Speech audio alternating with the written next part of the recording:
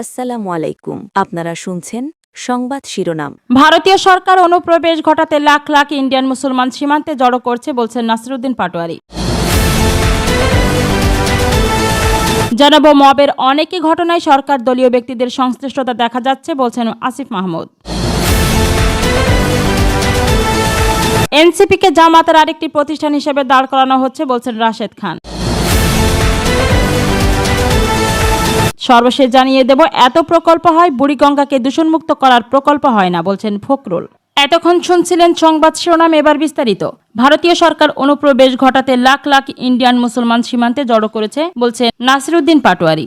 ভারতীয় বিজেপি সরকার সীমান্ত দিয়ে অনুপ্রবেশ ঘটাতে লাখ লাখ ইন্ডিয়ান মুসলমান জড়ো করেছে বলে মন্তব্য করেছেন জাতীয় নাগরিক পার্টির এনসিপির মুখ্য সমন্বয়ক নাসিরুদ্দিন পাটোয়ারি। তিনি বলেছেন, আমাদের বিজেপিকে শক্তিশালী করা হচ্ছে না। বলেছিলাম নিজের জীবন দিয়ে হলেও আওয়ামী লীগের বিচার করব, কিন্তু নারায়ণগঞ্জের শীর্ষ সন্ত্রাসী আইভিকে তারা মুক্তি দিয়েছে। আগামী নির্বাচনে তাদের লাল কার্ড দেখানো হবে। শনিবার 5 জুন বিকালে নারায়ণগঞ্জের রূপগঞ্জ উপজেলার দাউদপুর ইউনিয়নের কুলিয়াদি প্রাথমিক বিদ্যালয় মাঠে এনসিপি রূপগঞ্জ উপজেলা শাখা আয়োজিত ফল উৎসব অনুষ্ঠানে নাসিরুদ্দিন পাটোয়ারি কথা বলেন। এর আগে বেলা 3টার দিকে সভামঞ্চে মোটরসাইকেল নিয়ে আসা অজ্ঞাতনামা 1 থেকে 150 দুর্বৃত্ত দেশীয় অস্ত্রশস্ত্র নিয়ে হামলা করে সভামঞ্চ ও প্যান্ডেল ভাঙচুর করে। এ সময় উপজেলা যুব শক্তির যুগ্ম সদস্য সচিব আল ফারাবি সহ 10 জন আহত হন। সভাস্থলে হামলার বিষয়ে নাসিরুদ্দিন পাটোয়ারি বলেন, রক্তের উপর দিয়ে হলেও আমরা বাংলাদেশের সংস্কার বাস্তবায়ন করে ছাড়ব। রক্তের উপর দিয়ে হলেও বাংলাদেশে আওয়ামী লীগের বিচার করে ছাড়ব। আমরা বাংলাদেশের সংস্কার প্রশ্নে কোনো আপোষ করব না। স্বরাষ্ট্রমন্ত্রীর উদ্দেশ্যে এনসিপির এই নেতা আরও বলেন, আপনি সীমান্ত হত্যা নিয়ে অযাচিত সংজ্ঞা দিয়েছেন। পররাষ্ট্রমন্ত্রীকে বলতে চাই, আমাদের সীমান্ত নিরাপদ করুন, পুলিশ ভাইকে শক্তিশালী করুন, তাদের বেতন বৃদ্ধি করুন, বিজিবিকে শক্তিশালী করুন। যদি তা না করতে পারেন তাহলে 71-এ কেন এত শহীদ রক্ত দিয়েছে, সীমান্ত দিয়ে কেন মানুষ ঢোকে, সেই প্রশ্নে আমরা এই সরকারকে করতে চাই। নাসিরুদ্দিন পাটোয়ারি বলেন, আমাদের সভাস্থলে বারবার হামলা করা হচ্ছে। আমাকে বলা হয়েছিল এখানে আসলে আমার জীবনের উপর ঝুঁকি হতে পারে, কিন্তু আমি বলেছি আমার সহযোদ্ধা আহত হবে আর আমি ঘরে চুরি পরে বসে থাকবো, এটা বাংলাদেশ হতে পারে না। আমরা ঘোষণা দিতে চাই, যেখানেই আমাদের সহযোদ্ধা আহত হবে, যতই ভয় দেখাক না কেন, আমরা শেখ হাসিনার মতো গুন্ডা পান্ডাকে সান্ডা করে আসছি। নতুন কোনো গুন্ডা পান্ডাকে আমরা বাংলাদেশে ভয় পাই না। নাসিরুদ্দিন পাটোয়ারি আরও বলেন, আমাদের বলা হয়েছে আপনারা কারো বিরুদ্ধে কথা বলবেন না, নাম নেবেন না। আমি নাম নিলে তার ক্যারিয়ার শেষ হয়ে যায়। আমি আপনাদের বলবো, আমরা শয়তানের বিরুদ্ধে আছি। আমরা শয়তানকে বাংলাদেশে রাখতে চাই না। যদি আমার ভাইয়ের উপর হামলা, এই হামলার বিচার না হয়, তাহলে আগামীতে স্বরাষ্ট্র মন্ত্রণালয় ঘেরাও করে এর জবাব চাইব। আমরা আর নতুন কোনো গুন্ডা পান্ডাকে বাংলাদেশে ভয় পাই না।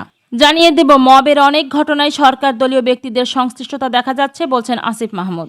দায়িত্ব গ্রহণের প্রথম দিন মব বন্ধ করার প্রতিশ্রুতি দেওয়া হলেও বাস্তবে পরিস্থিতি উল্টো বলে মন্তব্য করেছেন জাতীয় নাগরিক পার্টি এনসিপির মুখপাত্র আসিফ মাহমুদ সজীব ভুইয়া। তিনি বলেন, দায়িত্ব গ্রহণের প্রথম দিন মব বন্ধ করার প্রতিশ্রুতি দেওয়া হলেও বাস্তবে উল্টো চিত্র দেখা যাচ্ছে। মবের অনেক ঘটনায় সরকার দলীয় ব্যক্তিদের সংশ্লিষ্টতা দেখা যাচ্ছে। শনিবার 6 জুন দুপুরে কুমিল্লা নগরীয় কান্দিরপাড় এলাকায় একটি পার্টি সেন্টারে জেলা এনসিপির উদ্যোগে আয়োজিত ঈদ পুনর্মিলনী ও যোগদান অনুষ্ঠানে প্রধান অতিথির বক্তব্যে এসব কথা বলেন আসিফ মাহমুদ। আসিফ মাহমুদের দাবি, বিএনপি সরকার গঠনের পর ধর্ষণ, মব জাস্টিস, ছিনতাই ও আইন শৃঙ্খলা পরিস্থিতির কোনো উন্নতি হয়নি, বরং অনেক ক্ষেত্রে পরিস্থিতি অবনতি হয়েছে। এ প্রসঙ্গে তিনি বলেন, আমরা দেখছি মব জাস্টিস বেড়েছে। শুধু গত মাসেই 84 জন ধর্ষণের শিকার হয়েছেন, যাদের মধ্যে 6 জন শিশুকে ধর্ষণের পর হত্যা করা হয়েছে। নির্বাচিত সরকার আসার পরও এসব পরিস্থিতির উন্নতি হয়নি। বিএনপি রাষ্ট্র পরিচালনার ক্ষেত্রে ব্যর্থ এবং মাত্র 3 মাসেই অজনপ্রিয় সরকারে পরিণত হয়েছে বলে উল্লেখ করে আসিফ মাহমুদ বলেন, প্রশাসন পরিচালনা, অর্থনীতি সামাল দেওয়া এবং জুলাই গণ অভ্যুত্থানের আকাঙ্ক্ষা বাস্তবায়ন সব ক্ষেত্রে বিএনপি সরকার ব্যর্থ হয়েছে। এ কারণে দলটি ইতিমধ্যে একটি অজনপ্রিয় সরকারে পরিণত হয়েছে। বিএনপি সরকারের সমালোচনা করে এনসিপির এই নেতা আরও বলেন, কোনো জেলায় এমপি বা মন্ত্রীর সংবর্ধনা অনুষ্ঠানে খালি চেয়ার পড়ে থাকছে। আওয়ামী লীগ যেখানে পৌঁছাতে 17 বছর সময় নিয়েছিল, বিএনপি 3 মাসেই সেখানে পৌঁছে গেছে। আসিফ মাহমুদ আরও বলেন, প্রশাসন পরিচালনার ব্যর্থতা, গণ অভ্যুত্থানের আকাঙ্ক্ষা বাস্তবায়নের অক্ষমতা এবং জনদুর্ভোগ বৃদ্ধি পাওয়ায় বিএনপি সরকার দ্রুত জনসমর্থন হারাচ্ছে। অতীতে আওয়ামী লীগ দীর্ঘ সময়ে যে ধরনের সমালোচনার মুখে পড়েছিল, বর্তমান সরকার অল্প সময়েই একই ধরনের পরিস্থিতি সৃষ্টি করেছে। এবার থাকছে এনসিপিকে জামাতের আরেকটি প্রতিষ্ঠান হিসেবে দাঁড় করানো হচ্ছে বলছেন রাশেদ খান।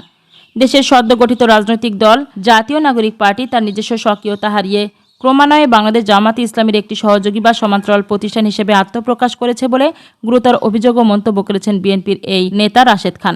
শনিবার 6 জুন সন্ধ্যায় নিজের ভেরিফাইড ফেসবুক অ্যাকাউন্টে দেওয়া এক বিস্ফোরক ও সুদীর্ঘ স্ট্যাটাসে তিনি দেশের নতুন এই রাজনৈতিক শক্তিকে নিয়ে নিজের গভীর সংশয় ও তীব্র ক্ষোভ প্রকাশ করেন। বিএনপির নেতা তার পোস্টে লিখেছেন, এনসিপিকে মূলত জামাতের আরেকটি সুনির্দিষ্ট প্রতিষ্ঠান হিসেবে রাজপথে দাঁড় করানো হচ্ছে। অত্যন্ত পরিতাপের বিষয় হলো আমাদের নাহিদ ও আসিফরা নিজেরাও হয়তো বুঝতে পারছেন না যে নেপথ্যের কৌশলে কিভাবে পুরো এনসিপিকে ধীরে ধীরে নিজেদের দখলে নিয়ে নিচ্ছে জামাত শিবির। আসিফ নিজেও কিন্তু একটা সময় এই অনুপ্রবেশের বিষয়ে ব্যক্তিগতভাবে বেশ সোচ্চার ছিল, কিন্তু সেও আজকাল রহস্যজনক কারণে জামাত শিবিরের লোকজনকে নিজেদের দলে বরণ করে নিচ্ছে। অথচ জামাতের ছায়া প্রতিষ্ঠান না হয়ে এনসিপি একটি সম্পূর্ণ স্বাধীন ও নতুন শক্তি হিসেবে দেশের রাজনীতিতে নতুনভাবে নিজেদের দাঁড় করাতে পারত। বাংলাদেশের বর্তমান প্রেক্ষাপটে একটি বিকল্প রাজনৈতিক শক্তির গুরুত্ব তুলে ধরে রাশেদ খান তার পোস্টে আরও উল্লেখ করেন, বাস্তবতা নিরিখে এই মুহূর্তে বাংলাদেশে নতুন কোনো দল বা প্রগতিশীল শক্তির বিকাশে প্রয়োজনীয়তা ও মাঠ পর্যায়ে বাস্তব উপযোগিতা অবশ্যই ছিল, কিন্তু দেশে মূল জামাত রাজনৈতিকভাবে সক্রিয় থাকাতে আরেকটি জামাতের প্রেম্যাক্স সংস্করণের নতুন কোনো দলের জাতির সামনে বিন্দুমাত্র প্রয়োজন ছিল না। দুঃখজনকভাবে এনসিপি নতুন রূপ ধারণ করার বদলে একটি পুরাতন ও রক্ষণশীল দর্শনের দল হিসেবেই জাতির সামনে হাজির হলো এবং এই বৃত্ত থেকে তাদের আর মুক্তির আর কোনো সুযোগ নেই।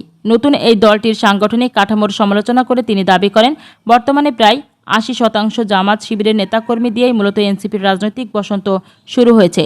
হয়তো অদূর ভবিষ্যতে মূল জামাতের মধ্যে সম্পূর্ণ বিলুপ্ত হয়েই তাদের শতভাগ বসন্ত উদযাপিত হবে। আর সেই কথিত বসন্তের দাপট দেখে দেশের সাধারণ মানুষ একসময় স্বৈরাচারী আওয়ামী লীগে তৈরি করা শূন্যতায় তীব্রভাবে অনুভব করবে। ইতোমধ্যে এনসিপির এমন নানামুখী ব্যর্থতা ও সাংগঠনিক দেউলিয়াত্বের কারণেই দেশে পুনরায় আওয়ামী লীগের ফেরার একটি অনাকাঙ্ক্ষিত প্রাসঙ্গিকতা তৈরি হয়ে গেছে। অথচ এই এনসিপির মাধ্যমেই মাঠের রাজনীতিতে আওয়ামী শূন্যতা সততার সাথে পূরণের এক দারুণ জাতীয় সুযোগ সৃষ্টি হয়েছিল, যা তারা নিজেদের ভুলে হাতছাড়া করলো। দেশের রাজনীতির এই নতুন সম্ভাবনাকে অঙ্কুরেই বিনষ্ট করে দিল আমাদের নাহিদ আসিফরা। সর্বশেষ জানিয়ে দেব, এত প্রকল্প হয়, বুড়িগঙ্গাকে দূষণমুক্ত করার প্রকল্প হয় না, বলছেন ফখরুল। বিএনপির মহাসচিব ও স্থানীয় সরকার, পল্লী উন্নয়ন ও সমবায় মন্ত্রী মির্জা ফখরুল ইসলাম আলমগীর বলেছেন, কলেজের জীবনে আমরা প্রায় বুড়িগঙ্গায় নৌকায় চড়ে ঘুরতে যেতাম, কিন্তু এখন সেই নদীর ধারের কাছেও যাওয়া যায় না। এত দূষিত, এত দুর্গন্ধ। ঢাকা শহরের সব রোগগুলোর মূলে বোধহয় এই বুড়িগঙ্গার দূষিত পানি। তুরাগের একই অবস্থা, শীতলক্ষারও একই অবস্থা শুরু হয়েছে। তাহলে ঢাকা শহরের নাগরিকরা যাবে কোথায়? এত প্রকল্প হয়, এই বুড়িগঙ্গাকে দূষণমুক্ত করার জন্য কোনো প্রকল্প তৈরি হয় না। আমি চেষ্টা করব এ বিষয়ে আলোচনা করে আমরা বুড়িগঙ্গাকে ঠিক করতে পারি কিনা, তুরাগকে ঠিক করতে পারি কিনা, সেসব বিষয় দেখতে হবে। গতকাল শনিবার দুপুরে রাজধানীর পল্টনের একটি রেস্টুরেন্টে ঢাকা দক্ষিণ সিটি কর্পোরেশনের আয়োজিত দক্ষিণ জানালা এবং নাগরিক ভাবনা ও করণীয় শীর্ষক সেমিনারে প্রধান অতিথির বক্তব্যে তিনি এসব কথা বলেন।